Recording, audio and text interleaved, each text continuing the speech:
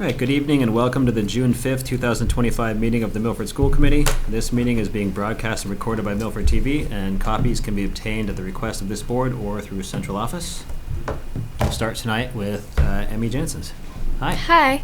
I'm going to start off by giving a quick update of how things are going at the high school as we finish up the school year. So this past weekend, the seniors graduated, and they will be missed. But as for the rest of us who are still in school, finals start next Wednesday, with the official last day of school being the 17th. Last week, we had the school day games here at the high school turf, in which students from Shining Star, Memorial, Brookside, Woodland, Stacy, and the high school all came together.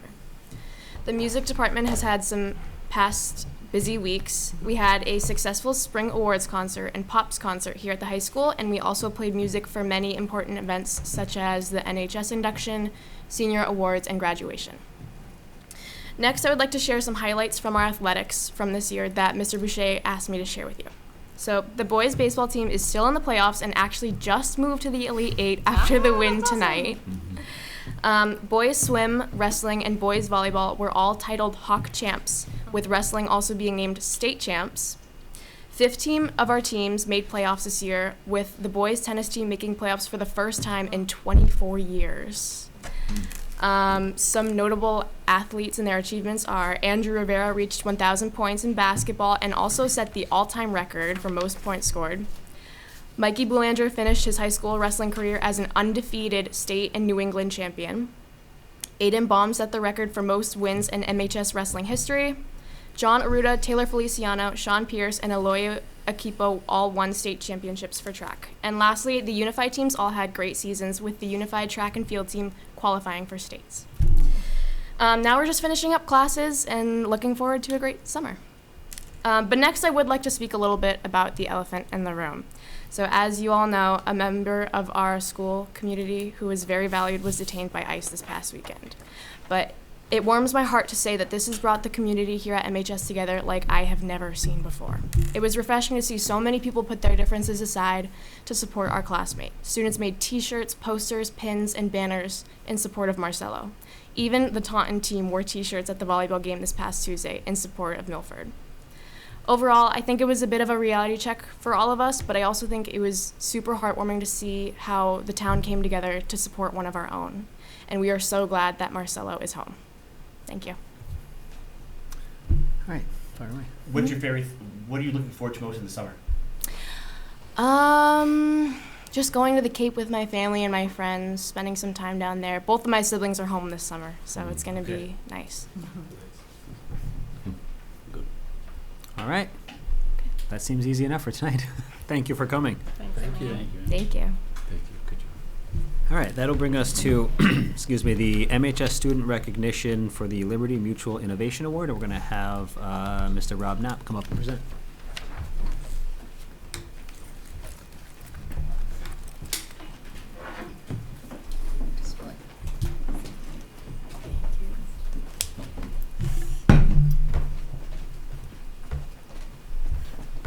I like that you brought props. It's not fun without the giant box of dirt.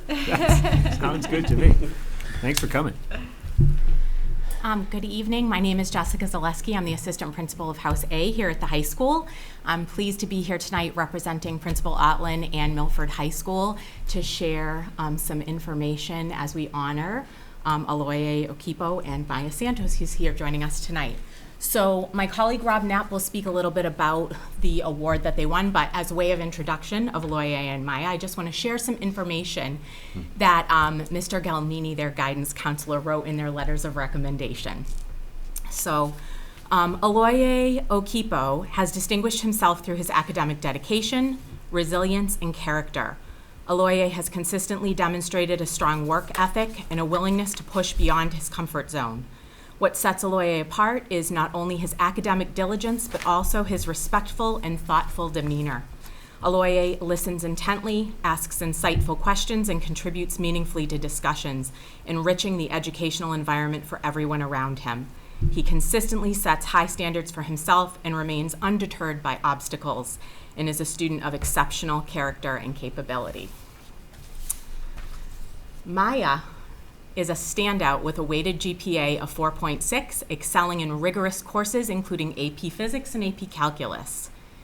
She has gone above and beyond to ensure she is prepared for the challenges of her chosen field, engineering or architecture, reflecting her commitment to both learning and self-improvement. Maya is also a gifted visual artist who has created murals and design graphics for school events. Beyond academics, Maya is a dedicated leader and an invaluable contributor to our school community. She has been an active participant in the Science Olympiad, National Honor Society, including the art, science, math, and Portuguese chapters, multiple sports teams, treasurer of the Student Council, and a member of the School Improvement Council, to name a few. Maya is someone who approaches every endeavor with passion and integrity, and her contributions have left a lasting impact on our school community. So as you can see, these are two well-deserving students of this award, and I'm going to ask my colleague to speak about the specifics of that. So to give a little introduction, this is our first year doing the Project Lead the Way showcase as a high school engineering department. And so we brought a number of capstone projects from our senior students, some of whom had been through engineering all 4 years. Maya had just joined us in our engineering this last year. I'd had her in physics and invited her to join capstone engineering. And so she'd worked through some green overlays that we've done through the 1-8 Foundation, who leads Project Lead the Way in Massachusetts. And eventually she stumbled on the turf as kind of a source of a bunch of different problems, leading to her project, and I'm going to let her talk a lot more about the project in just a moment. But the key is this was our first year at the Project Lead the Way showcase, and her project got a lot of interest all day. Out of our 3 projects, all 3 got a lot more interest than I was expecting, considering it was our first year. But Aloy and Maya really kind of above and beyond. And so we were waiting kind of at the end for the awards, and they'd asked me how to pronounce Aloy's name. Little behind the scenes there. And so I suspected we were going to get an award, and they went through all the awards, and they got to the award that was the kind of the capping award of the whole showcase, and they announced Maya and Aloy's name, and we were all very impressed. So yeah, as first times, we're like incredibly proud of Maya and Aloy. Aloy came on the project kind of towards the end and really helped Maya kind of complete her vision, but this project kind of from the beginning was Maya's conception, and it's the whole time it's been very impressive. So if you want to talk just a little bit about your project. So we didn't really have a lot of, what we were asked of when, we were introduced to our project requirements at the very beginning of the year was very broad. So I really had so much freedom with like what I got to build. And as an athlete, sports was definitely something that I was interested in researching and stuff. And I definitely just wanted to do something that wasn't created before. So this was what I came up with. And, throughout the year, we had our assignments and stuff to document our research, put out our planning, and with some help from Mr. Knapp on, pointers, feedback, anything like that, or any extra source that we might need. He, gave us the input he needed to.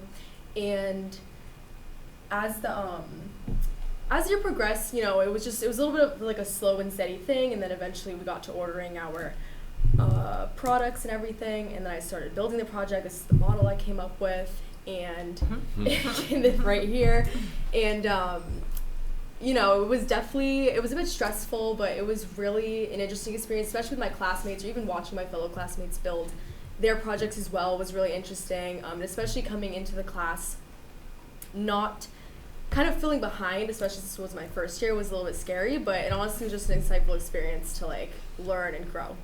And then we found out that we were going to go to the showcase at the very end of the year, and it was with 1A, it was at the track at New Balance, and it was a really, really cool experience talking to so many industry professionals and just seeing other students,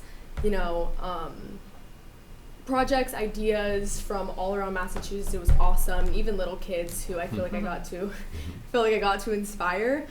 And to sum up what the project's really about, it's pretty much a thermoelectric turf, which if you don't know what that means, thermoelectricity is basically generated from a temperature differential. So how it works is that since the top heats up and then the underlayer would be cooler because it'd be in contact with, the dirt beneath it, it creates that temperature differential, and through the circuit, if you connect, what is it called again, when you can see how much voltage there is? Oh, multimeter. A multimeter, yeah. You basically have to measure how much voltage there is, and I basically just showed that off at the showcase, and it generated there was so much interest, and I was honestly shocked. And I was so shocked. And yeah, overall, it was really, really cool, and I'm definitely very proud of myself, and Aloy especially, and it was a great way to end the year off with a high note for my senior year. So yeah.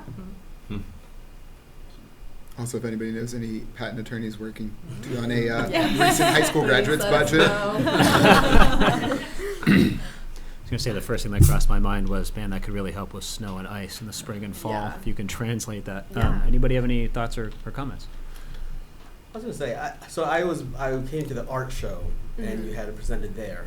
We talked to Mr. Net, and that immediately brought my attention. Yeah. I was like, what is this? This is because we have a huge turf here, right? Mhm. And just the idea that we could just use it, whether for melting snow or whether you're generating electricity, like it's just interesting, and how many turfs we have in this state. That's look for a patent. Yeah. It's definitely that was definitely something that was asked a lot, was about the applications, and it wouldn't even have to only be athletic surfaces, but even people's backyards and stuff. And it's definitely in the works of more research and development, and that's definitely a goal of mine moving forward as I go into college. I definitely want to research more into it and think of ways to get more for what you're investing, because the materials are quite expensive. But yeah, it would definitely be very useful, and I feel that was a big takeaway, or even Mr. Knapp brought to my attention. He was like, a lot of the people that we're talking to were asking as if it was something that they would want to purchase for whatever company or brand that they worked for, and I feel I didn't really realize that. I was just overwhelmed with the positive feedback and attention. It was just really exciting, because it was something I developed a passion for, throughout the course of the year. So I just was honestly excited to be talking to anyone, and knowing that people valued my ideas like that was really special. So There was a woman from MassDOT who I think spent half of her time there talking to you. From MassDOT, is it BAE? Yeah, BAE, an aerospace company. A guy was just telling me, he was like, oh hey, I'm from National Grid, and I just had to not freak out in front of him. But I made him laugh and stuff, and I was like, oh my god, this is going so good. Well, you belong in the room, so good job. Congrats. Thank you. That passion really comes across, and it sounds like you're headed to pursue that next, which is amazing, and I'm certain will take you very far. Would you care to share where you're heading in the fall? Yeah, I'm going to UMass Amherst, Awesome. and I'm studying engineering, but I'm undecided, so I don't know which type I'm going to. Yeah. Best of luck to you. Thank you so much. So, thank you very much for coming in Thank you. to present, and that's a great project. It'd be great to see it kind of evolve, and hopefully we'll read about it someday more and more. Mr. Knapp, how many projects I guess, how many students in that Project Lead the Way class, and how many projects did they do? So we had 7, and we had 4 projects out of those. They have to be at least teams of 2, but we had one that was working with the biomedical team. So we ended up with 4 projects, one of which got sick on the day, so he didn't present. And next year we should have 7, with 14 coming in. And how many projects were showcased at New Balance? All 7. So all of our capstone projects Okay, go. so- Yeah. Okay, awesome. Great. Well, thanks again. Good luck at UMass, and looking forward to hearing more. Thank you so much. One more. They touched on it. We did send middle school teams, and we also sent teams from Woodland over to the New Balance Center. It's a great experience. There's 100%. a lot of industry folks that come around and they talk to the kids, and as Maya said, they ask all kinds of questions. It sounds like they were trying to steal an idea from you, but but for the little kids and the kids at Woodland, kids at the middle school, there's also a chance for them to see what the older kids are doing, which I think it's very powerful for them. And I had the pleasure of talking to Aloye and Maya after they came back, and they were so excited and passionate about the project. I can envision this someday powering the stadium out here, powering the lights, powering everything, but we'll see. Maybe it'll power the new school. It'll make for an excellent roof. Be fun. Yeah. Thank you. All right, thanks for coming. Thank you. Thank you so much. Getting my workout for the day. All right, so that brings us to, excuse me again, announcements, correspondence, and distribution. So I'll open that up briefly with just a quick comment that I wanted to extend appreciation to our administration, Principal Otlet of the Milford Police Department for all their additional work that was put in over the weekend to ensure that the class of 2025 had the graduation ceremony that they worked so hard to attain. And also, obviously, for the continued focus to keep our students and staff in a safe environment over the last 5 or so days. So thank you for that. Are there any other comments? Just, yeah, quickly add on, to all the staff that puts together graduation, you know, from far as from the setup to the presentation. I mean, it was just, as always, just first class. Thanks to Meg for passing out diplomas. It's an honor. So and it's just nice to see all the smiling faces, you know, and there's certainly some very animated graduates, which is fun to see, and very animated families too, what you hear when their name's called. So again, to the staff that sets everything up, thank you very much. We really appreciate it. Just even if not having a family member graduate, it's just nice to see all the Milford community with all the big smiles. So thanks. Agreed. You know, I don't know that everybody understands how many custodians are up early and setting up chairs and doing, you know, setting up the work. Michael was with MTV, right, helping them run a cable over from Brookside. The amount of people that were to be thanked, I'd be foolish to try because I'll forget somebody, but there was a lot. I agree. You did a great job. I saw on the news there's a teacher at Stacy awarded some award. Oh, yeah. Nominated. Yes. Speak about that. I can't remember the exact the name of the award, but Representative Murray nominated Spanish teacher over, I forgot her name now, Spanish teacher over at Stacy. Maria Kel.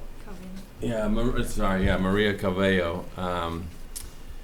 It was an award for a Hispanic educator, and she was recognized at the State House. Dr. Lopez and Dr. McIntyre were there to support with Representative Murray. So good honor for her. I'm happy. She's a great teacher, and I'm happy she was recognized. Awesome. All right, I see no more announcements, so we can skip past the chairperson update. I have nothing for you there, and that brings us to the annual appointment of the superintendent to the Bi-County Collaborative. We do this every year. Piece of paper in front of me actually says that we are going to appoint Dr. McIntyre to serve for the next year for this position. It doesn't say much about what exactly this is in terms of what the Bi-County does. Do you have any It's a comments on that? collaborative of different school districts that offers special ed services to our, we're part of it, so we get to send students to the collaborative at a reduced rate. But being part of the collaborative means that you have to have a person on the board of directors. So his role is to attend meetings regularly and vote on different things that they're voting on, like budgets and policies, things like that. Sure. So we need a motion and a vote on this, so I would entertain a motion to appoint Kevin McIntyre to the Bi-County Collaborative for I'll make that motion. 2025-26. Motion by Megan, second by Derek. Discussion, yes, please. This is typically served by the superintendent of schools, which officially Dr. Consigli takes over in less than around 4 weeks from now. I don't know why we would appoint the former superintendent of schools for this. I would open up a discussion for appointing Craig Consigli to fill this role. I mean, it's been historically served by the superintendent of Milford Public Schools. Yeah. which is going to be filled by Craig Consigli in a month. I don't know why we would appoint the former superintendent of schools for this. So that's my point for discussion, and I guess there's already a motion on the table, so you take it from here, Matt. We can shut it down if we have to. Do you have any thoughts on the concept behind this? It's honestly a number of meetings that I would be going to, and he would be going to in my place. Yeah. Maybe 10 meetings or so. I think with that, to your point, John, I had the same thoughts at the beginning, but just knowing that realistically it's kind of a representative, I would say, although we do send our superintendent. Would it be, as Craig's transitioning, and we know that his time is going to be precious over the beginning months, would it be in his best interest to have a representative to start off, to at least just be that representative for him? And I would if this is point towards discussion Craig on for the that. same. Yeah. You took the words out of my mouth. Yeah. What do you think, Craig? I'm fine with it. Which one? Not As, going to the meeting.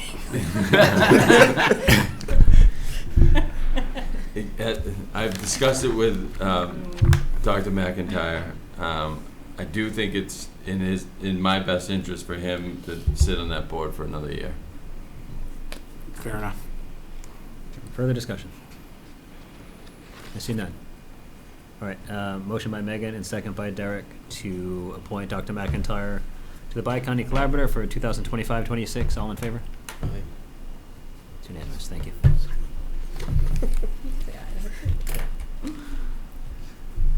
All right, that brings us to the handbooks and school improvement plans for Brookside Memorial and Woodland. Are you guys coming up together again? All right, we'll take Brookside and Memorial first. So as they settle in, obviously we have the changes to the handbooks that have been outlined separate from the actual handbook, so we can start with those changes, and if anybody had any questions or comments on the changes, now's the time. Well, thank you for having us here tonight. It's always really special to hear from our students. Emmy was a Memorial student, so well spoken for a sophomore. It was great to hear her speak and to learn about the Project Lead the Way project. So it's fun to be here. It is, and I can't say enough. We had a leadership meeting this week, and I expressed how proud I am to be part of this district, and just hearing the senior class president speak and the valedictorian speak, very well spoken, and it makes me very proud to be part of the district. In regards to the Brookside changes in the handbook and the Memorial changes in the handbook, what we did is we looked over handbooks. I didn't love the format that Brookside's handbook was in, so we looked at the Woodland handbook, and we liked that better. So we asked for a copy of their handbook, and we copied it and made changes appropriately. So they're now consistent with Brookside, Memorial, and Woodland. Which, of course, there are differences. So we did have to take certain things out of the handbook that didn't pertain to lower elementary. So we did add in the policies that were approved by the school committee over the school year that Melissa Bullock shared with us. So that would be the bullying policy and the smoking policies that were updated. We updated, at least for Brookside, the bell schedule for the whole school in specific information pertaining to Brookside arrival and dismissal procedures, which we've, I think, mastered this year. And we added a map in there to show parents exactly what that car rider line should look like. We took out the MCAS testing information. We still need to update district positions as they change. We adjusted the homework policy to reflect the K-2 level.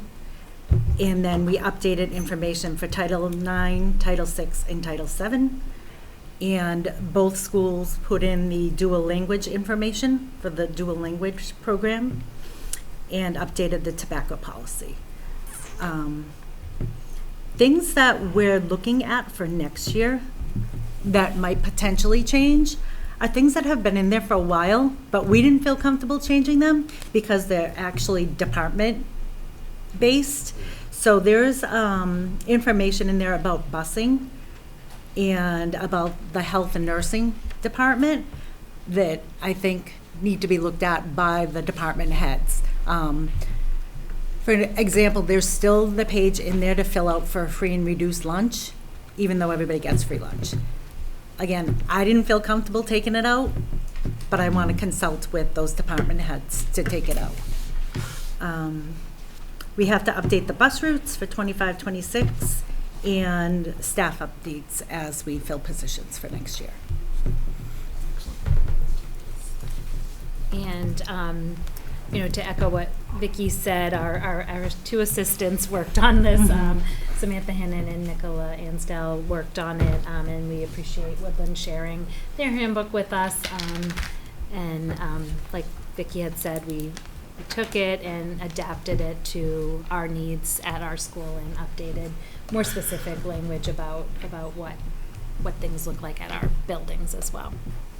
Also, if you go on, once it's uploaded onto the website, it is bookmarked now. So if you're looking for something specific, you can click on the bookmark of the chapter and it's going to bring you right to it, as opposed to going through, I don't know how many pages, 90 something. A lot. Actually, more than that. 106-ish. We'll go with a lot. Yeah. A lot. Over 100. All right, any questions or comments on the handbook? All right, I see now. We'll do one vote to approve the Brookside and Memorial 2025-2026 handbooks. Is there a motion? So moved. Motion by Michael.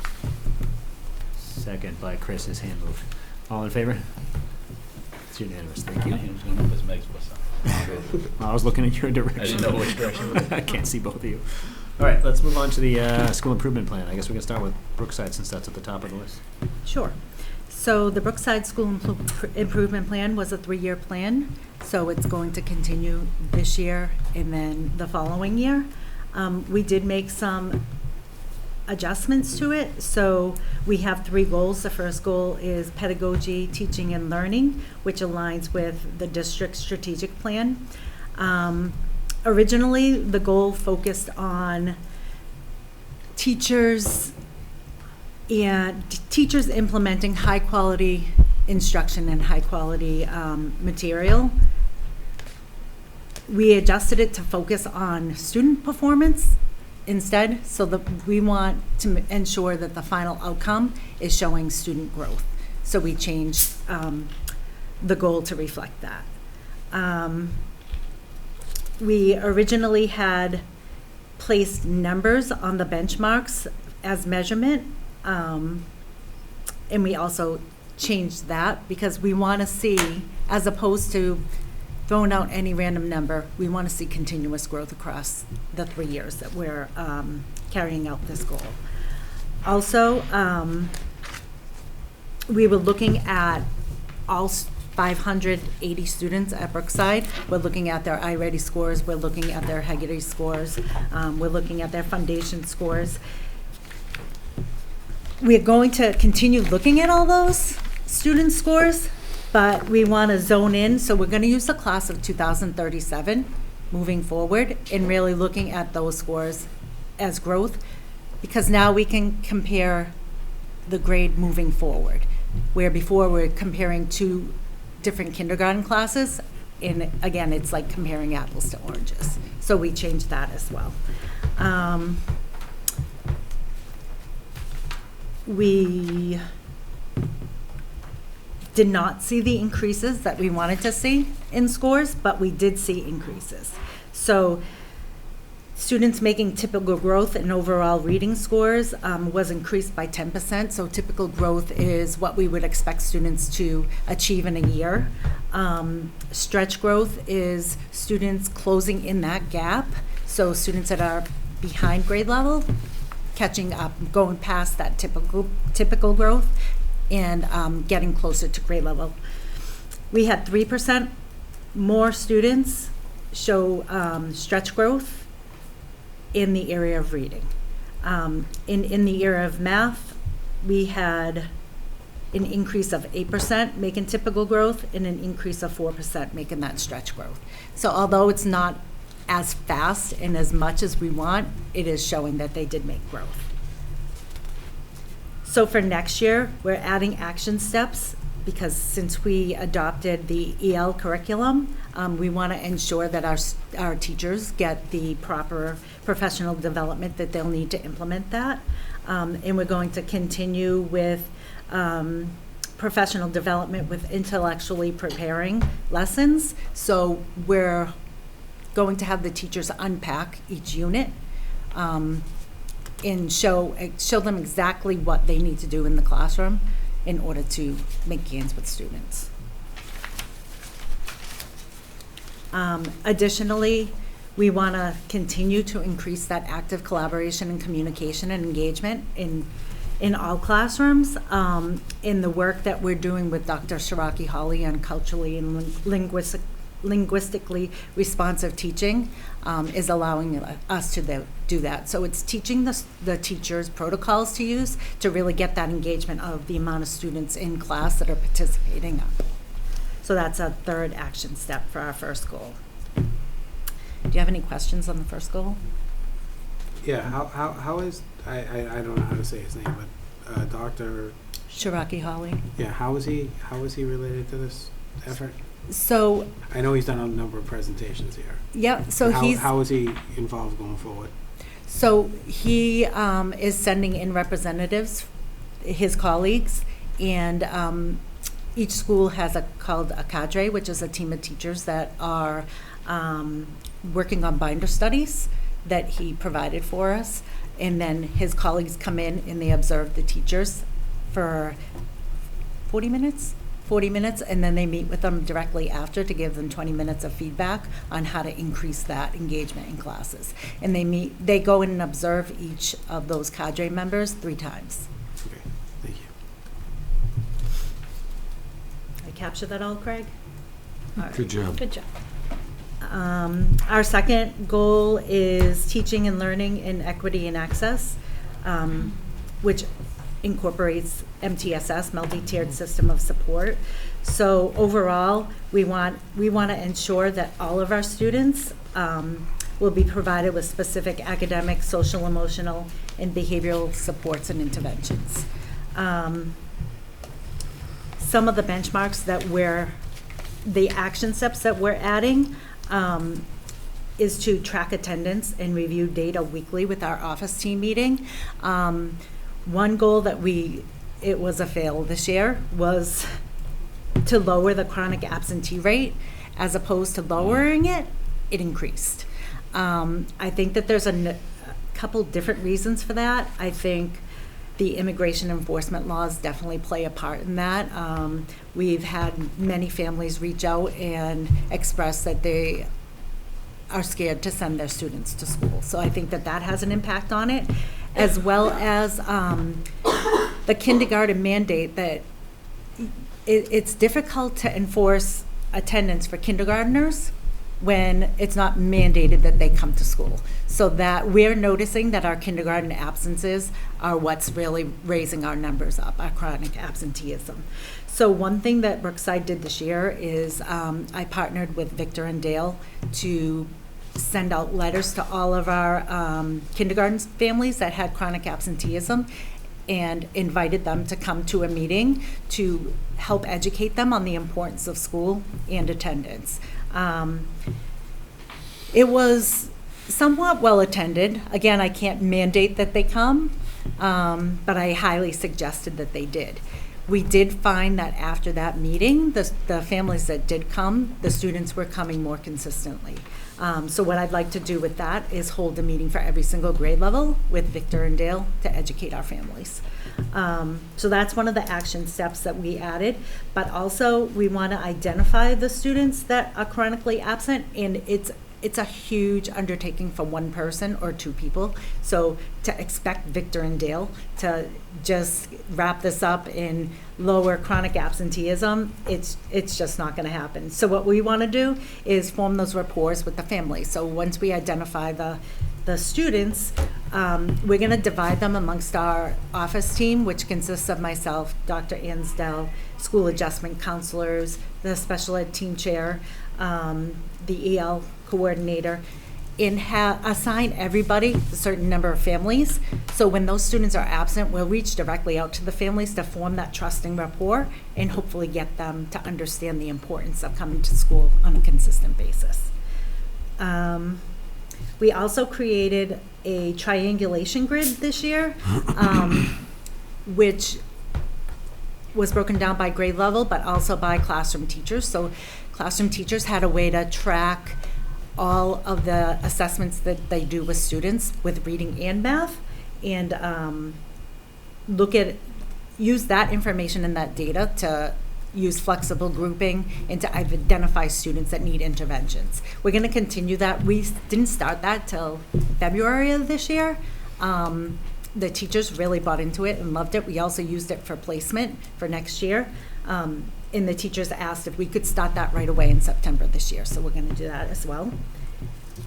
And then administration, support personnel, and classroom teachers are going to collaborate to develop individual safety plans and support plans for students that have social emotional challenges. As you all probably know, Brookside has 3 Milestones classrooms. In this year, we had the therapeutic classroom. So we have a large population of students that have a challenging time self-regulating, and we come together as a team to provide safety plans for those students to carry out. So any person that's dealing with that student knows the exact steps to follow when they're dysregulating. And then finally, an action step that was added, we want to create an MTSS parent notification flyer and questionnaire. As students are referred to the MTSS process, we feel like it's important for us to increase that family input and get information from the family of what's happening at home, how we can help at home, what the students' milestones were growing up. So that's another piece, another action step for goal 2. Any questions on that? I feel like I'm taking up the full 20 minutes allotted for us. Carry on. Yeah. Goal 3 is professional culture, so that goal is going to remain the same. I just want to give kudos to our teachers who came together this year and created grade level goals. They were definitely risk takers and allowed each other to go into each other's classroom and observe, bring back the practices that they felt were great practices, and then apply them in their classroom. So we're going to continue with that next year as well. Some of the action steps we're adding for that is I saw, and I worked with the school council, we identified that that family communication and that family engagement piece really needs to be boosted up. So what I hope to do is to go out into the community at least twice this year in places that are relative to our population. So maybe the Brazilian Bakery downtown, maybe Memorial Hall, and hold just kind of like principal hours and bring interpreters with me for that. Also, we talked about the difference in performance between our English speakers and our EL students, and how our English speakers, their progress is, they're demonstrating much more gain in reading and math. And so we questioned why that's happening. And our staff suggested that we come up with like a YouTube channel, because we know that a lot of our students go home and they're placed in front of TVs. They don't have that support at home that some of our native speakers have. And we're like, if they're going to go home and they're going to go in front of the TV, why don't we have a YouTube channel where they can access different activities that the teachers tape and put on there, so they can get the practice outside of school as well. So that's one of the action steps we hope to implement over the next 2 years.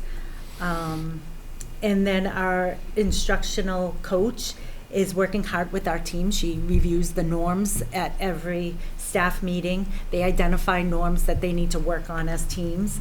And then they use a matrix to determine team function in impact matrix for team function and team collaboration.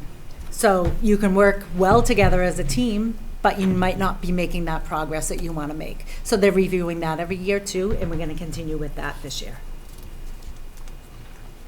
Our school improvement plan is very long. It's 19 pages because it also includes data backing up the goals from last year. Sure. So that's why I did the overview, Thank you. to kind of summarize.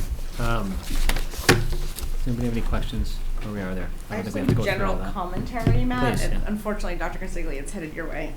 So I think it would be helpful as we think about next year, not for this, but just like general alignment of like the school's SIP and like broader district goals. Because when I look at the ELA ones, like to me, those should be consistent across our buildings for where we're doing the implementation. So to like streamline it for the team, say like these are our detailed goals. We're going to embed this in your improvement plan.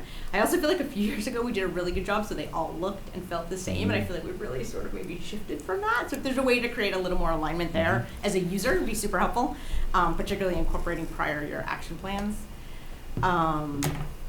That's great. Vicki, my only, I guess, question or comment was the third goal around professional culture seems to be really internally focused. The action items you just shared seem to be more externally focused. I was just curious if you could share one or two that are really driven around your staff. That are driven around the staff, sure. And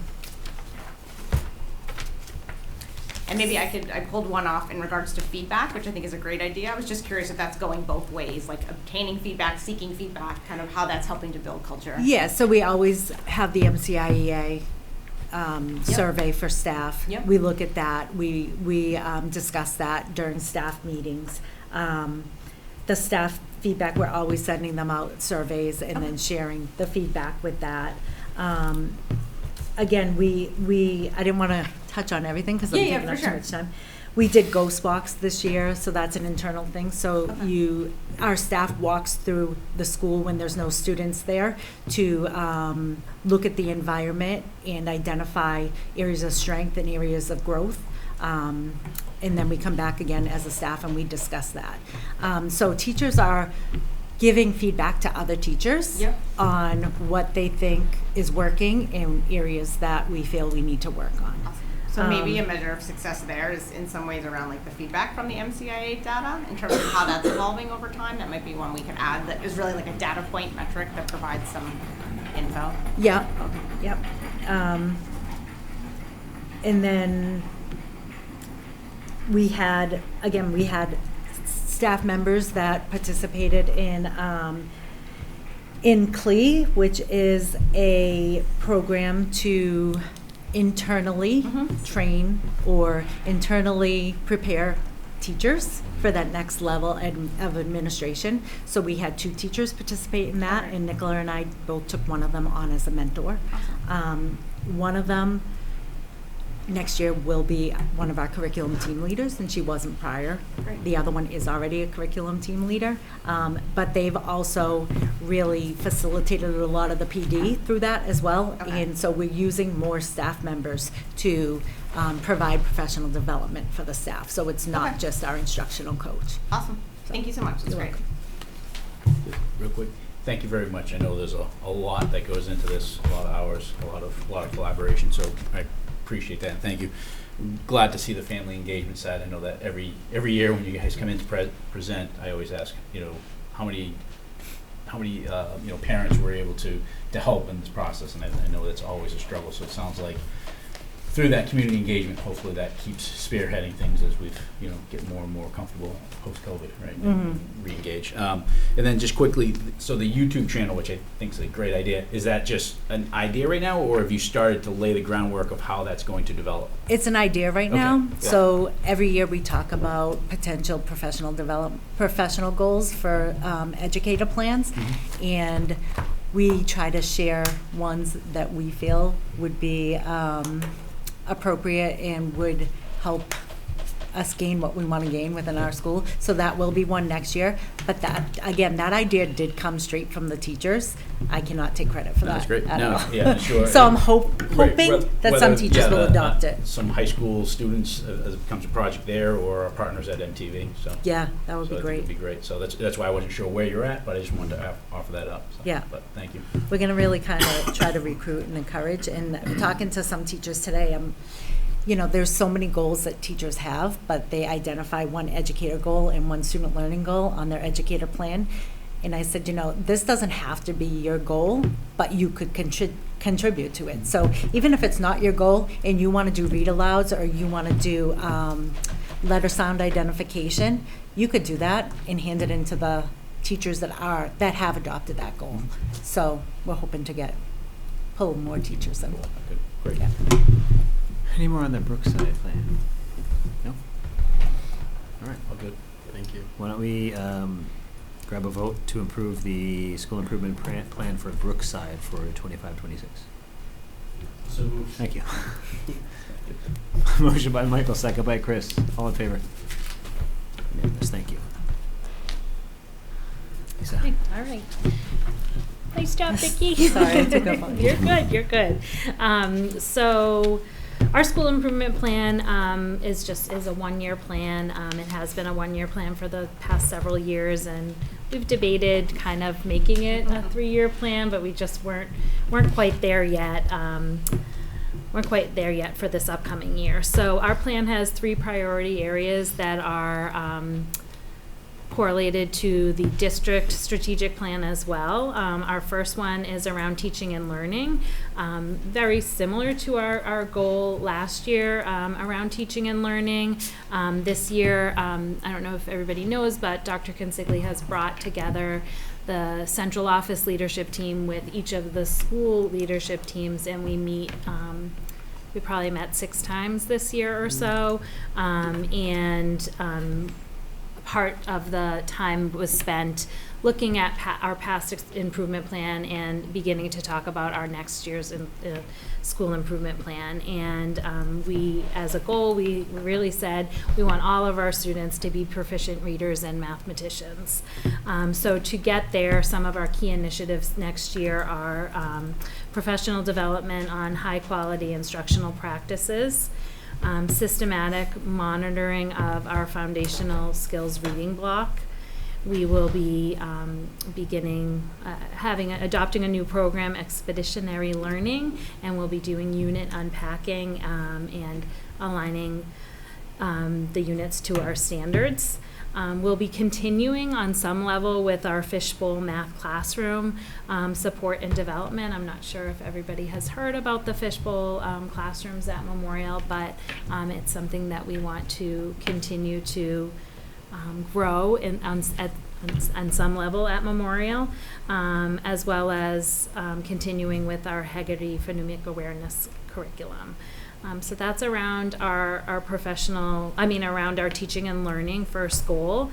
And then the next goal is around differentiated support. Do you want me to stop at each goal or just keep going? You can keep going. Keep going, okay. Our next goal is, again, closely aligned to our goal last year around MTSS. In all of our goal areas, you can see in the final pages on update of previous goals, there were some areas that we fully met, some that were partially met, and so if they were partially met or not met at all, we tried to carry it over into this year's improvement plan. MTSS last year focused more on professional development and implementing a system at Memorial. This year, and I think the team did a fabulous job at Memorial, really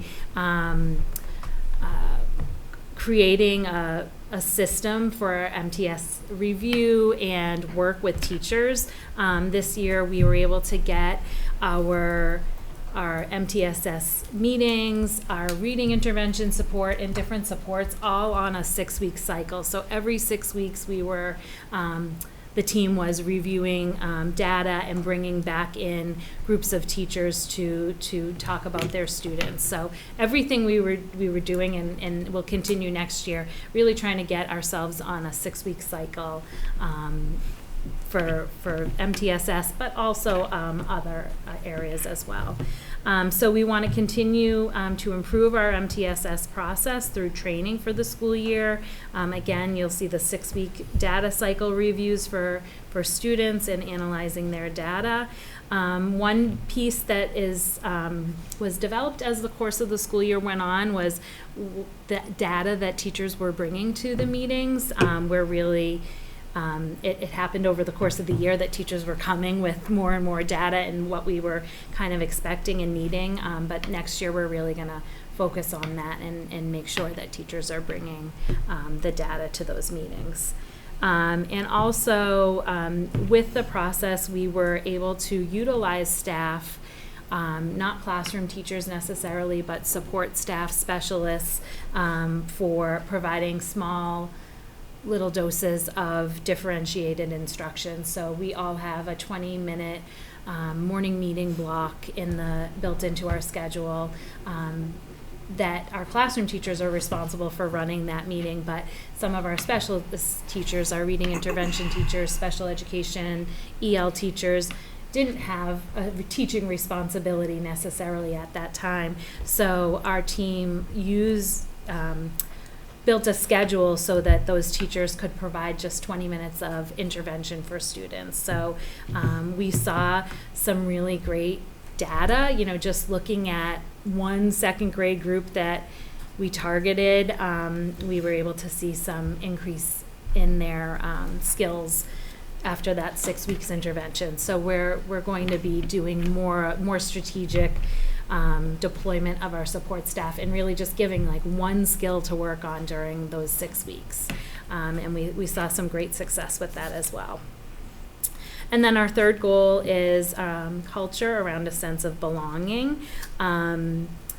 So we increase a sense of belonging for all staff, students, and families. So while I don't have data to necessarily entirely support this, and it is one of our initiatives in the plan, it's a feeling that you kind of get that, you want to make sure that everybody that walks through your door feels like they belong there and are welcomed in your school. I think we have really great participation in our school events that are after school hours, and we have probably one a month for families, whether it's a craft activity or our fall festival or a magic show. Our PTO has been really great about family events, and they're very, very well attended. But what piece is missing is having families participating in a leadership way with us. Whether it's on PTO or school council, we're just kind of, we're not getting the families maybe like we used to, or what it is in those roles. But when there's an event and a family activity, we're there. We're all there. Families are there, which is great. But we want our families to feel like they can come to meetings and be a part of our planning and development. So with that said, we will be providing, surveying our families around that next year, so that next year I'll be able to report a little bit more on the data. Like Brookside, we will be continuing, hopefully, around our work with the culturally and linguistically responsive practices. Memorial also had a cadre of teachers that participated in binder studies, as well as the learning walks with Dr. Holly's staff members. What's great is now we have 10 people that have participated in this, and I know that they want to share what they've learned with our staff, and we will do that. And if all goes as planned, we'll be able to bring another 12 members in as a cadre, hopefully next year. But if we don't get the support or finances for that, we have a plan, to keep moving forward. We will be doing we'll be starting our first year of our dual language classroom in kindergarten next year.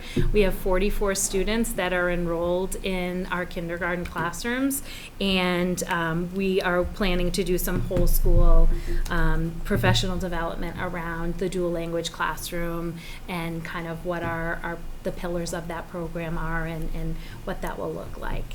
With that, we have a very large school signage update project at our school to be more reflective of our linguistic community.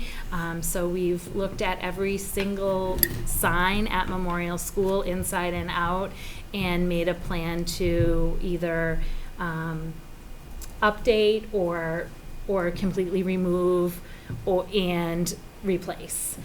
So it's kind of exciting, to kind of get a refresh inside the building with our signage that will be reflective of our student population, and that kind of comes from the dual language classroom work that we've been doing, but I think a much needed update for the building as well. And then continuing to enhance our family communication through talking points. We have some data around how many people are using the app, and we would like to really increase our families that are using the Talking Points app. So that is our plan for next year. I can talk about our update on previous goals if you'd like, or... I just had 2 quick questions on the Sure. corner here. I think Sure. what you provided, Lisa, on last year is great. And I apologize because Carol probably shared this, I just don't recall. How will the dual language classrooms be taught EL? The new curriculum. The new curriculum. So our dual language classrooms will be taught 50% in Spanish and 50% in English. Including the EL curriculum? Yes. Okay, I just wanted to confirm that that's sort of like how that would There get is, okay.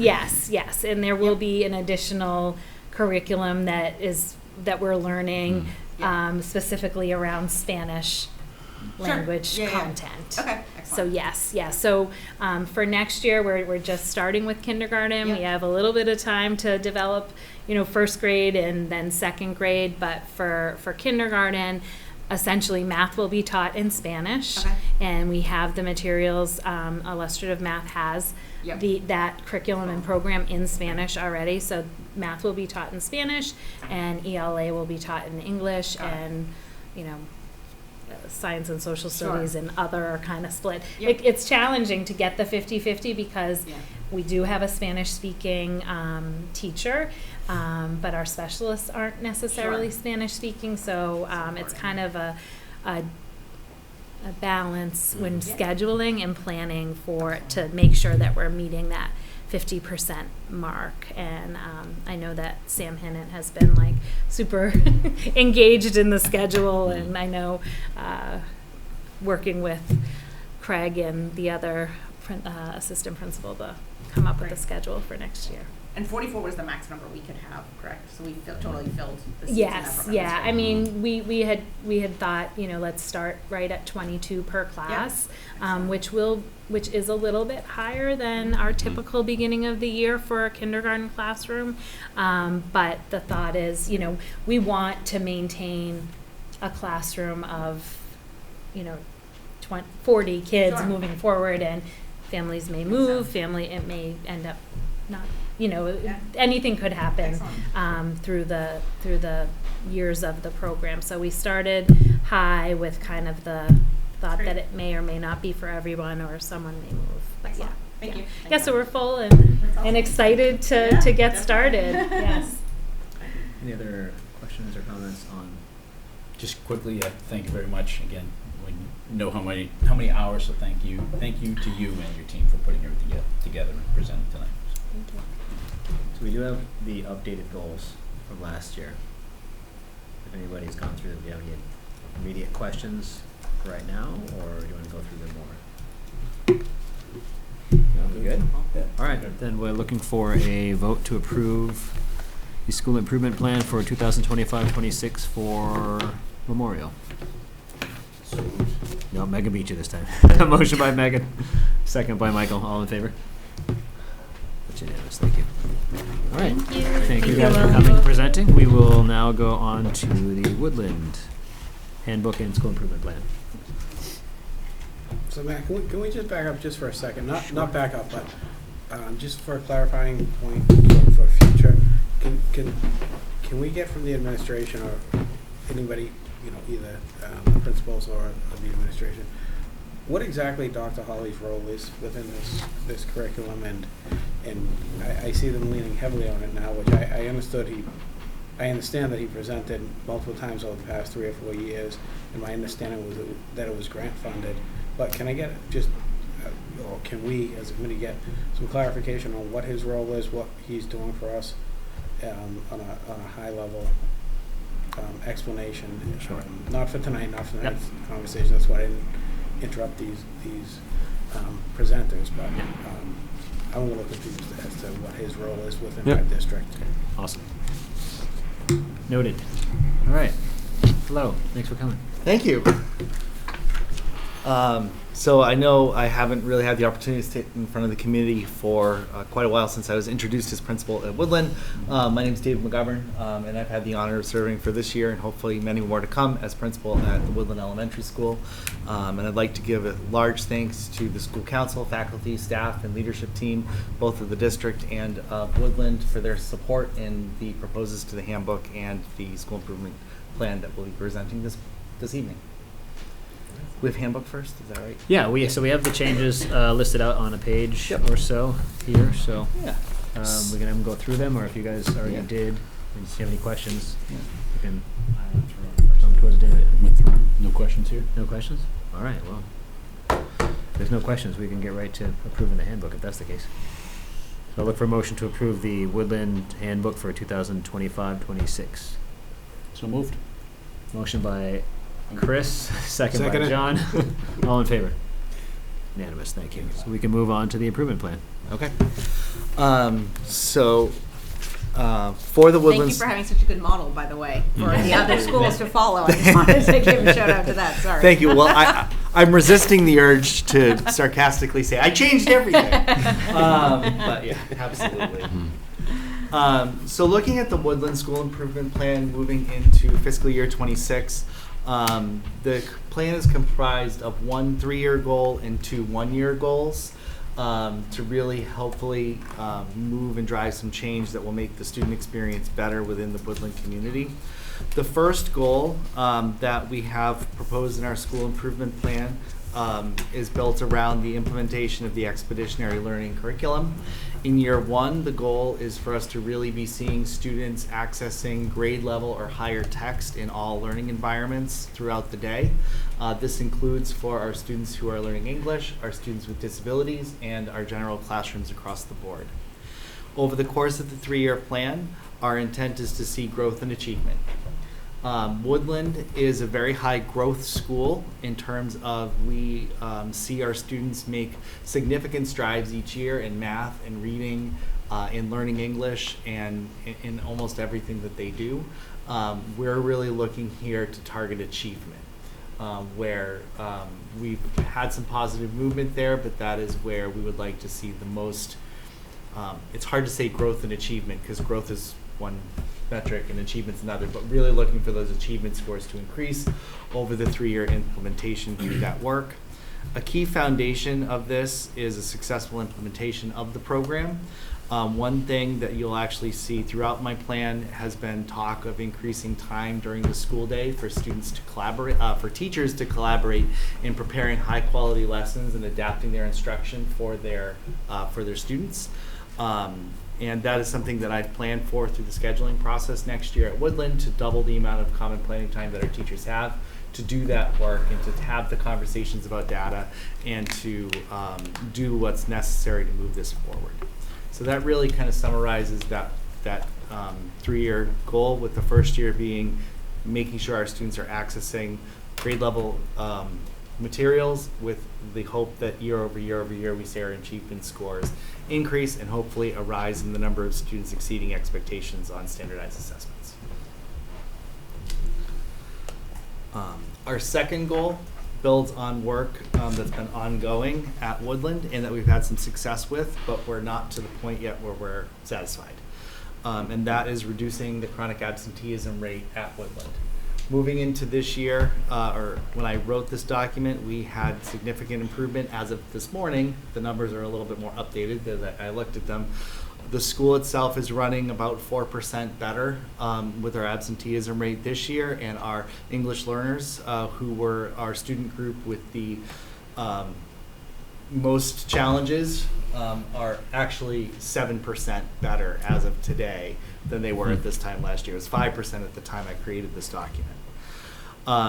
Through this work, we're looking to start having push-in SEL lessons once a month into each classroom to help students learn coping strategies and how to better manage their emotions and their fears and their anxieties that are age appropriate but still require our students to be able to manage those what feel like very big feelings for upper elementary students.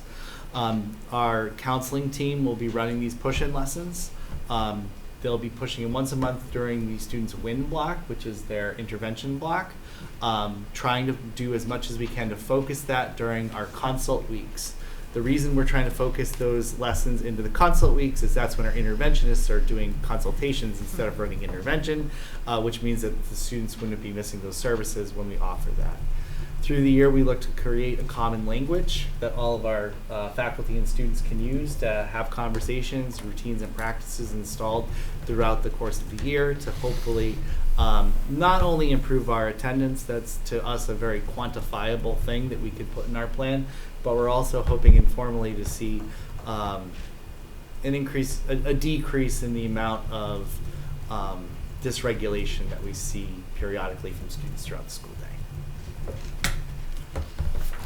Our third goal ties into increasing student academic discourse within our classrooms. Through our tiered focused monitoring program from the Department of Elementary and Secondary Education this year, we collected data about what experiences our students are having within the classroom, related specifically to their acquisition of English as a language. Not necessarily direct instruction in English, but the experiences that they have throughout their school day on top of that that support that work that they're doing. We saw a lot of great things through our classrooms, but one thing that we noticed an opportunity for growth in is the amount of time that our students are engaged in elongated academic discourse. This is student to student or student amongst a group of students having conversation at length using academic terminology and talking in the language of the field that they're studying. So, you know, as Ms. Burns had said, them being mathematicians, them being writers, them being engineers. This goal couples with the work that we've been doing with Dr. Hawley, and I think I can really summarize how this will directly connect to ours. His team has been working with a group of our teachers on implementing strategies that provide culturally and linguistically responsive instruction within the classrooms. The majority of those strategies are focused around encouraging elongated academic discourse. So it's taking the training that our teachers have received through that program and implementing it over the course of the year. And our expectation is that we will see our students engage within that academic discourse on a more regular basis, and through that work, continued performance across different measures.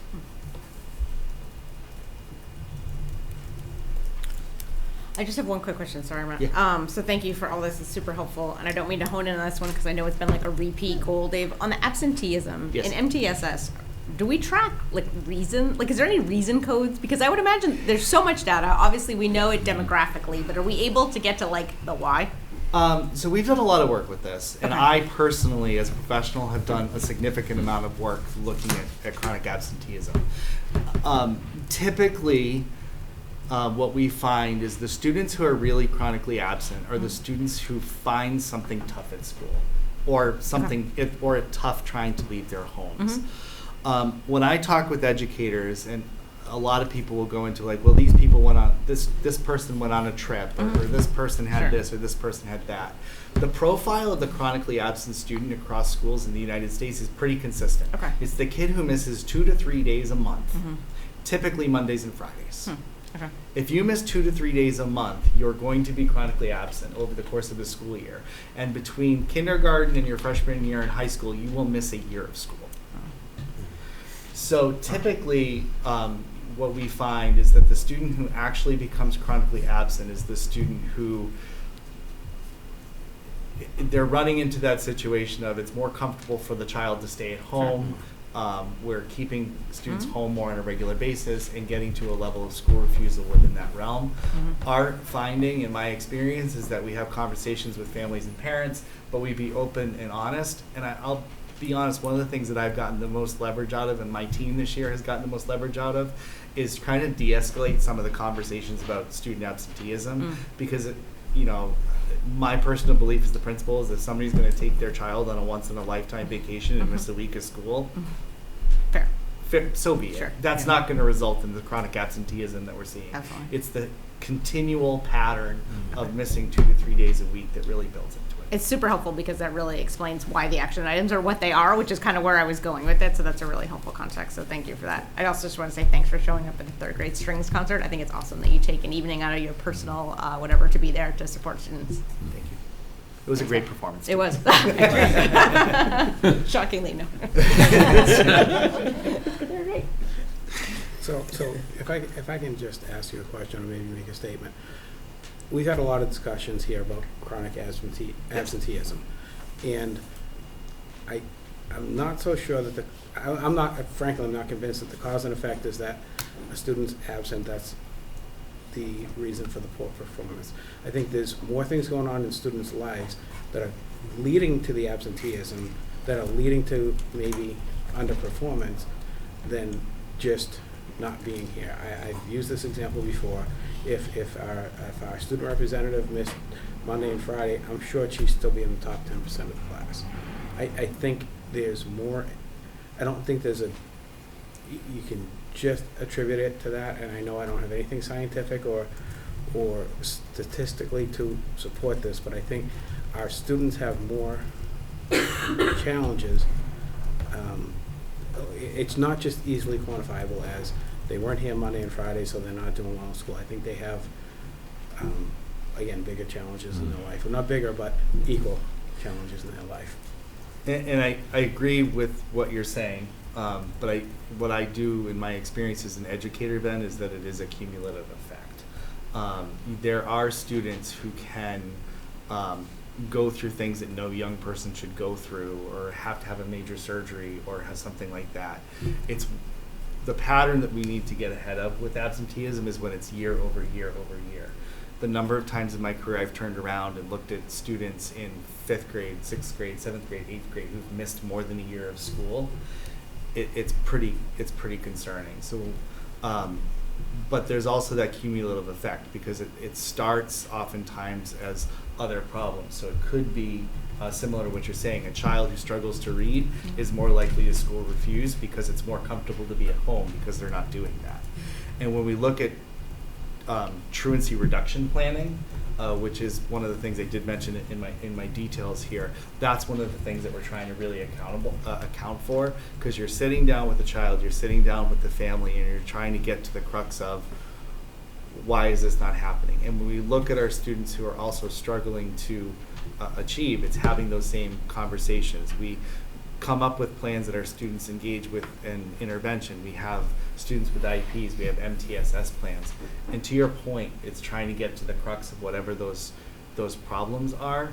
And it's not the only thing that that does hold students back, and you're completely right, and I completely agree with you on that. But I do know that I've yet to really see in my career the child who's been chronically absent through elementary school and into middle school and into high school that's been able to maintain success over a long period of time. No, I would agree with that. I think there's more to the absenteeism than I think there's just a lot of challenges in their lives that are leading to this. Not, I don't know. Maybe I don't know what I'm trying to say, but I'm trying to say it. It's complicated. I think that's what you're trying to say. It is. There's a lot of challenges for these students. 100%. It is. Thank you. You got something? Yeah, just quickly, not to sound like a broken record, but yeah, thank you very much for coming in to present. Again, know that there's a lot of work. Like the other principals, just how to get more families to engage. I think there was a couple of parent volunteers that helped work on this, and I know it as a team, and I know it's great to have kind of some outside voice be there. So just always just to implore you to try to continue to have that community engagement to try to work on this. Absolutely. develop these plans. Absolutely, and just to that part, in June 11th, we actually have parent engagement focus groups that are being run partially by me, but a lot of the work is being done by somebody who's doing an administrative internship at Woodland, Kayla Harris, who's one of our third grade EL teachers. So we're really looking forward to having conversations with families, and actually been very happy with the response we've gotten, people wanting to participate in that.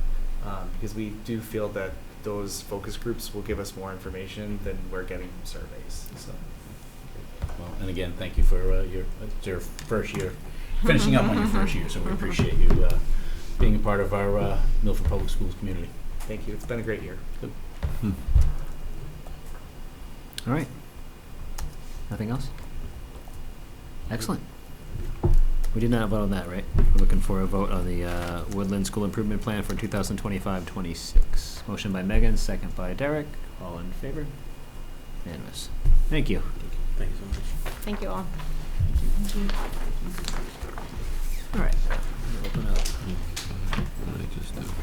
Next thing. So that brings us to an MHS vending machine funds request.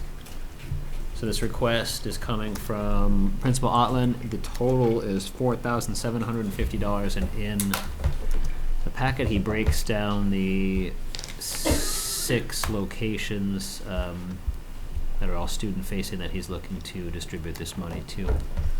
Any questions or comments with that? I don't see any. All right, so I'll look for a motion to accept this request for use of vending machine funds from Principal Otland. Can I just add one thing? This was it was a town article, if you recall. This is just a formality that we have to do to accept the allocations. We do it every year. Yep. Motion by Megan, second by Chris. All in favor? Unanimous. Thank you. All right, on to the report of the Assistant Superintendent for Curriculum, Instruction, and Assessment. Leading part of your title. All right, I just wanted to take the opportunity to introduce Carrie Taylor as the interim Assistant Superintendent for Teaching and Learning.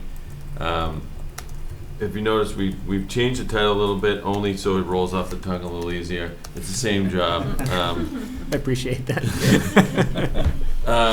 But Carrie has demonstrated over the time that she's here just a wealth of knowledge with facilitating curriculum initiatives. I think that one of the things that I'm proud of is the way that the math, the new math program was rolled out, and that was really all on Carrie. What I'm excited for in her in this new role is I'm looking forward to her supporting Carol as she's rolling out this new her new curriculum, because I think that Carrie can support that work. I think that the skills that Carrie has go beyond math. I just think she's a powerful leader, and we're lucky to have her. So I wanted to introduce her to the committee. Hi everyone. I guess I will just say that I'm not going to completely step out of math right now. We do have some math initiatives that need to move forward next year, but I'm excited to have the opportunity to kind of support all of our teachers and all of our students in all of their subjects as we move forward with teaching and learning next year, specifically around the district initiative of literacy, and will really be a focus at the K-8 level in supporting Carol. Comments? Yep. Congratulations. It's obviously very well deserved. We're thrilled to have you. I think it's awesome also that you've had an opportunity to spend some time in the district, because I think you've really built very strong relationships, which no doubt will serve you well. And I think it speaks volumes that we're really giving you sort of 2 of our largest initiatives in terms of helping own implementation. So thank you for all the work that you have and will do for us. Yep. When I found out, my immediate thought was that this is a natural fit and progression. So thank you. Looking forward to working with you. Congratulations, as Mike just stated, yeah, definitely a natural fit. I think when you've presented the new math initiatives and programs, and to see the gains that those that new program has already accomplished within our school district. I think, you know, you've set the bar high, and looking forward to that continued kind of progression on other programs. Yeah, I'll kind of echo what everybody else said. I think what you brought to this district has been profound, and I think it will continue to be so, and I'm very, very happy to see you in this role. All right. Thank you. Very Thank good. Moving on. That's all you had, right? That's all I have. All right. Report of the school business administrator. Okay. First item is the FY25 budget update. The bottom line is 142,000, and I think we're in pretty good place right now. Of course, this is an active sheet I maintain every day now at this point, as we are so close to the end of the year. So there's still so many, like my checklist of the end of the year is very long. We still have the timesheets employees to pay through the 26.1 payroll, which is really close to the June 30 day. And the salary accrual we have to roll over to the summer to pay the teacher union. And we have some contractual payout to make. And also we need to close out some grants and roll over the 27 months grants. So it's gonna be ins and outs from the general fund. And we need to close out, make sure all the revolving accounts are in good shape. And we also need to review the open PO, open POs to make sure like the encumbrance is accurate. And after doing all this, if we have leftover money, we can take care of some of the facility projects and try to like fit in this year's budget. Questions on that? Yep. Quickly, obviously, Yeah. one of the major ones is always the transportation budget. Do you foresee that being offset with when circuit breaker comes through? Yeah, so I'm currently working with the town to, I'm still waiting for the fourth quarter circuit breaker payment. So once it's in, I'm going to apply the offset to the general fund. It's gonna cover, right now the tuition is in black, and so we should have more Yes. payments back to transportation. Yes, if tuition stays in the black, then The whole. any additional monies can help out on offset on the transportation Correct. side. Great. Yeah. Thank you. Okay.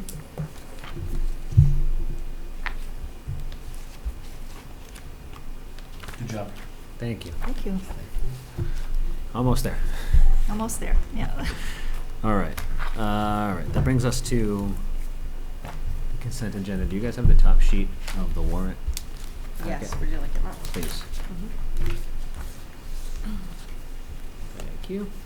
All right. So one thing I am going to do before we start consent agenda is I'm going to pull the gifts aside because there's a lot of them, and I would like to make sure that we recognize all of those. So the consent agenda tonight is going to include the following.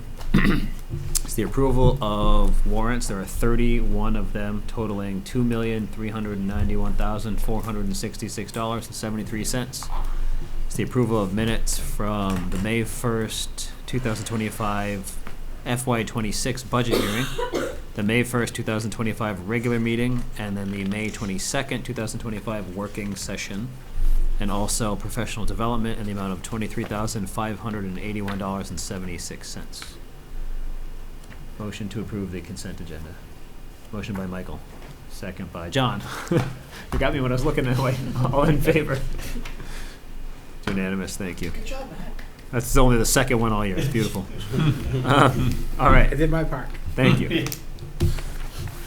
I'm gonna move on to gifts. There are quite a few, so we'll do a vote for the total of them at the end, but I'll read some of these here. Celebrate Milford has donated $28,000 for the purpose of scholarships for high school students. We have, I'm guessing this is Matsall.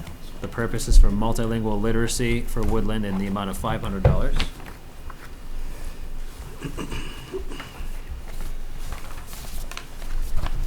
Challenger Center for Space Science Education is gifting $3,706.60 to the Woodland 6th grade science. And then we have Community Initiatives handing over a gift of $8,000 for Stacy Middle School Project Lead the Way. And there are quite a few gifts from Milford Family and Community Network. They are all for contracted services and supplies. The first one is a total of $480 from a number of sources. Then there's a $225 one, $25, and $15. And then finally, there is a grant for $5,000 from the University of Wisconsin at Madison, and that is for the EL program supplies and materials at Memorial Elementary. So that brings the gift total to $45,951.60. So we'll look for a vote to approve all of these gifts. So moved. Thank you. It's a lot of. Motion by Michael, second by Derek. All in favor? It's unanimous. Thank you. That's not the right pen. Very good. You're supposed to say You it. just say it with such a smile. All right, so I will pass this around for everybody to sign these. Subcommittee updates. I'm pretty sure there's been quite a few in the last month since we met last. Want to go first? Policy. Fire away. No. So policy met, and we started to, we kind of indoctrinated Derek. Yep. He's really excited. See his face. Yeah. We have 148 policies, and so we got our arms around it. We have a nice spreadsheet when they were adopted, last time they're updated, kind of a swag at priority, and then we're going to go through and figure out, do they need to be updated, a light update, a heavy update, no update, pull it out, or it's a procedure. So the three members of the committee, we started this on our ourselves, just kind of our opinion, and then the administration is going to do that as well. And we're going to meet again and kind of coordinate how we're going to start to attack these policies. So that was the meeting. Thank you. Nothing else over there? You got one? Yeah, facilities. Yeah, we did. So, we yeah. did meet, didn't we? Yeah, we did. So we gotta make that one. What's that? I assume we gotta make this one. Yeah, I guess, yeah. So, yeah, we had, actually we had two meetings. One regarding the EV charging stations. Basically, heard a little bit more from the gentleman that came to us with the idea. And basically, right now, just trying to do a little more fact-finding. How many faculty and staff would actually utilize that type of charging station on school grounds? So I think that was kind of our first thought, and then even just looking at where these charging stations would go. So I think it's the next. So we'll be getting feedback back from administration, and I think from the gentleman that presented, he's going to give back the information on the locations, if I recall. So I don't have my notes in front of me. So that. Second meeting was more from a general facility side. Met with Craig and just John had put together a very comprehensive list of questions, going through a lot of those questions and answers, putting everything kind of in a single spot so we can all access that. I think the big part of it, obviously, is the roof. So they've gone through, they've moved the ballast off different sides of the roof. They found some significant leaks and patching as they go along. There is some flashing that was also causing, as flashing was built up over time, that would also cause some major kind of compromise the water flow from being able to move off the roof, and that's why we saw some significant leaking going on. So they're continuing to do that. There was, I think they requested a little bit more money because obviously as they continued on and found leaks, they didn't want to just uncover a leak and not do anything with it. So therefore, by finding those leaks, they're patching them up and moving along, but still within the operating budget. I got that all correct. Can I ask a question on that? Yep. What's the sense of we patch it and we hope and we think, like, kind of what's the expectation regarding how long that potentially serves as a solution? Yeah, go ahead. Well, so we have the assessment coming after Right. after July 1st, right? So this was more or less a Band-Aid. Yep. We've appropriated the money to do the assessment Right. coming, July or August, over the course Over of the the summer. yeah. Some of the information we got in the pictures and the videos are dumbfounding as to how poor condition this roof is in. It's, I mean, my own words, I don't want to speak for anybody else. If somebody in facilities was up there in the last couple of years, they either didn't know enough or didn't care enough to do anything, because this has been ignored, and it's not anything on this administration. It's not anything to do with the current employees here, but it's been grossly neglected, I would say. That's as far as the roof. We'll know more after this assessment is done. They spent, what, $20,000 or $10,000 in a couple of days worth of moving rocks, looking at the condition, fixing the blatant patches, fixing or hopefully fixing the what you call scuppers, which lets the water off the roof, but it couldn't get off the roof because somebody put a bunch of gunk there that made it puddle on the roof. So there's a lot going on there. But we also talked about some of the other, no, I lost my train of thought. What else we talked about? I totally lost my train of thought. Yeah, well, I think regarding to your point, I think that we're making good It's an progress. interim solution. We're making good progress. Okay. They're the two areas of major concern. They've moved the ballast. They found the holes. They're addressing the holes. Okay. So I feel like by at least that, we should see significantly less leaks. Okay. Did they get everything? Understood. Hard to really right. say, but I think it's significantly less. Okay. Again, as John said, we're seeing the pictures, and we're seeing the pictures of the problem, so we understand, Sure. so if it were to continue, then we could be like, well, wait a minute, we saw these pictures, why Got it. was it not fixed? So Okay, thank you. again, I think that next winter, hopefully, we're in Understood. much better shape. Okay, thanks. What I was going to add that I drew a blank on it though. We talked about the heating system at Stacy's school.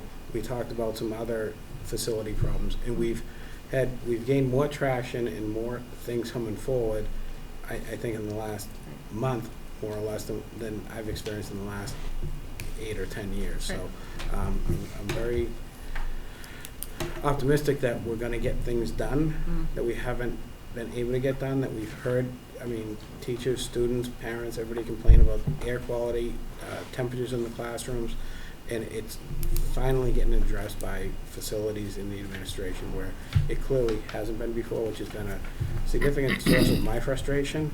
I don't know how much it's manifested in this room, but I've had it. I know Chris and Matt know it because I tell them that in our subcommittee meetings, but I'm very encouraged by the direction that we're going in. We don't have any absolute answers, but we have a lot of work being done towards getting more answers than we ever have. Great, thank you. I'm sure we've had a labor management meeting, Matt, sort of nothing out of the ordinary. Cool. I don't know if you were on the last one, Chris, it was sort of par for the course in terms Wasn't of it the the last one, and updates. this week's one was canceled? And there were a Yesterday's. few schools that weren't able to participate, so very smooth. Okay. All right. Future agenda items. You got what you were looking for? Yep. I'd like to put on, we're in Pride Month in June. I think it'd be a good idea if we could put on a future agenda item, a potential flag, a pride flag for the high school. Talking about a community that exists inside of the school system. They deal with high rates of depression. They deal with high rates of suicide, and I think that this being an awareness month, we care about all of our students. I think it would be a good idea that the administration or school district shows that we also care about that. Okay. Let me note that down.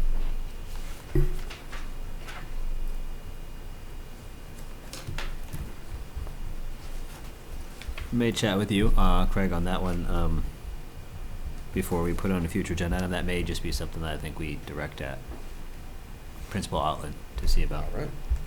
doing something with. But thanks for that. Anything else? No? Excellent. Keep it short for me. Okay, so that brings us to adjournment. With nothing else, we will be ending our open session tonight, and we do have executive session to speak about 2 topics. The first being non-union at-will employees, and the second being contract bargaining for traffic supervisors. We will not be returning to open session. I do need a roll call vote. Derek? Yes. Loud, thanks. Oh. Megan? Yes. Yes. Yes. I'm also a yes. Thank you. Good night.